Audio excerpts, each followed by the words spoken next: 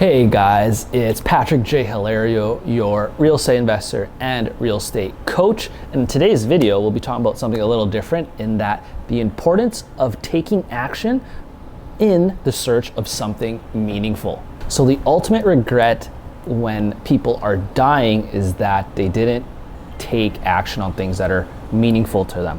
So what I'm going to share with you guys in this video is just some intuitions and insights that I've had from my background in philosophy, real estate, building a small business, and also teaching in high school, and how you can take action on a step-by-step process so that you can essentially find or at least create meaning. Back in my early years in university, I actually got into a car accident, and luckily no one got hurt at all. No one even walked away from the accident with a scratch, but I knew I probably came out of that with basically the optimal experience in that, hey, again, no one was hurt, no one had a scratch, and I easily could have died. And that taught me the importance of, hey, like I should be taking action on the things that I deem meaningful and that I don't want to live in regret. So that was essentially a life-changing moment and really taught me the importance of, hey, I need to do things that I deem important now because tomorrow is not guaranteed. So make sure to hit that like, comment, and subscribe, and we'll jump right into the rest of this video. So the first step in creating meaning and basically taking action is you just need to start. So you really need to sit down, maybe start researching what are the things that you can do right away that take less than, let's say, 15 minutes of action, whether that comes to starting your own business, going after your career, talking to that girl or guy that you're interested in. Really, I'm only giving you 15 minutes because you really want to not get stuck in ruminating and thinking about what you need to do, but instead you need to just take action. That short time span of 15 minutes that you're planning ahead of taking action, whether it's, hey, going out there and trying to sell your product or service before you even created that, just to see if the market's actually interested, or hey, going out and hey, maybe you want to become a teacher, start tutoring, start setting up ways that you can already practice those teaching skills. And hey, maybe it's talking to that girl or guy you're interested, maybe just write down, if you're really shy, have like an opener in your hand. So it's like, hey, how's it going? Something as simple as that, and then go do it. The reason that you want to take action right away is because one of our main problems is that we get stuck in our heads as humans and we start becoming our own worst enemies. We start thinking of, maybe things are going to go wrong, it's not going to work out for us, and we'll have a million excuses.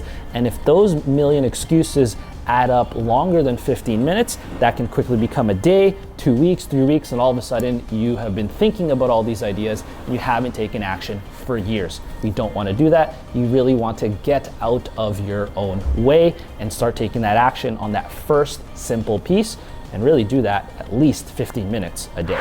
Awesome, so you've gotten started. Now the next step is really want to invest more time in taking that action, whether it's, again, pursuing that business, going and traveling, going on those dates with people, and you really want to fall in love with the process. Okay, we all hear these stories of people going out into the world and traveling in the search of meaning. Well, you're essentially trying to escape where you are. It doesn't matter if you're here in Canada, here in the States, you go to Hawaii, you go to Europe, you're always going to be here in your own body. So you might as well get used to the process of trying to find that meaning and create that meaning through enjoying that process and taking that action wherever you are. You don't want to get caught in the trap of, I will find meaning when, because you're essentially training your mind to think and get stuck in that you'll have meaning when that thing happens, when you travel, when you date that person, when you get that business or career, instead of you'll create meaning now because you're taking those steps, you're researching, and you're taking action towards the life that essentially you're trying to create, that I hope you find meaning. The third step is you really want to surround yourself mostly with people that are trying to level up and that are also finding meaning. Now, I say mostly because this is really almost a nuanced point where we hear this advice all the time that you want to cut off people that are, let's say, not on the same path as you, or cut off friends that aren't really supportive of you. Now, there's a place for that, but I don't think that you should be only hanging out with people that are really trying to get to the next level and create that meaning. There is a place where you can just hang out with people that, hey, maybe you're really trying to get rich and these people have no interest in that. It's okay to hang out with them. You don't want to be just stuck in this bubble of only hanging out with people that want to reach wherever you're trying to go for. So you can create meaning based on who you hang out with, and it is going to be a lot easier if these people share certain values with you and really trying to get to that place themselves. However, you don't want to just cut people off because they don't exactly share the same vision as you.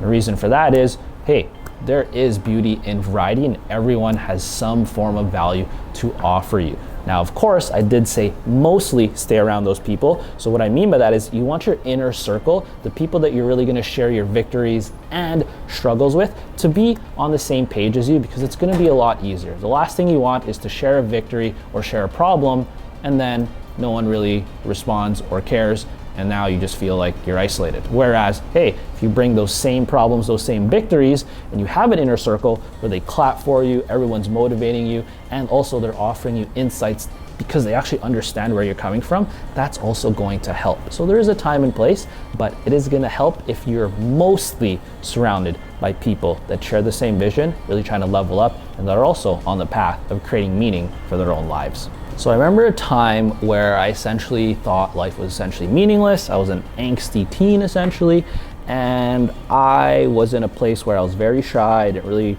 have the skills to communicate with other people. I didn't really have a network. I didn't really know where I wanted to go, but I had a feeling that there was more to life and that, hey, I probably could create meaning. Started reading a lot of existentialist philosophy, and that really taught me that, hey, I'm the author of my life. I'm the captain of my life, and that's where I started to look at, okay, what kind of life do I want to design? What do I want my wealth to look like? What do I want my health to look like? What do I want my social environment and friends and skills, my communication skills to look like? What do I want as adventures in this life? What are things that I want just for me? And also, what kind of family do I want to build in the future?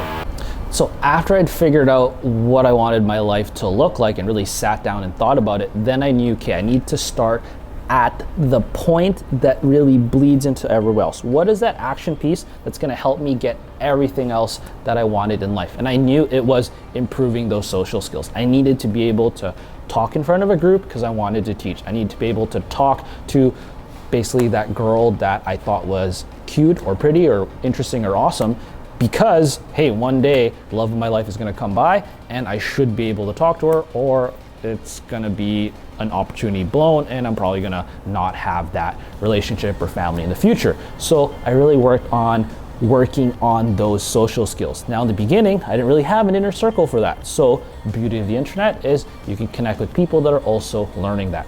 I was basically got into the paradigm of, hey, yeah, learning social skills might be weird, but it would be weirder to completely ignore this for the rest of my life.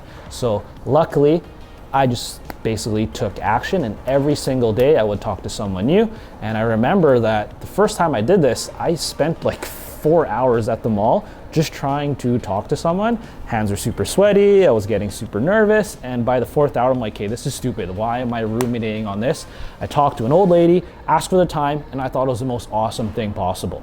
Now, fast forward to now, I have no problem making these videos, talking to anyone that I meet on the street, being able to connect with money partners and investors now that I'm in real estate. So that communication skill is very important. And then of course, I had my career as a public school teacher where, hey, I'm communicating in front of a group every single day. But before, that wasn't possible. So I had to take the baby steps to really get there. It was started with talking to one person, being able to talk to a group of 5+ people, and then being able to communicate with a whole group of people. I even did public speaking up to 500 people in a group.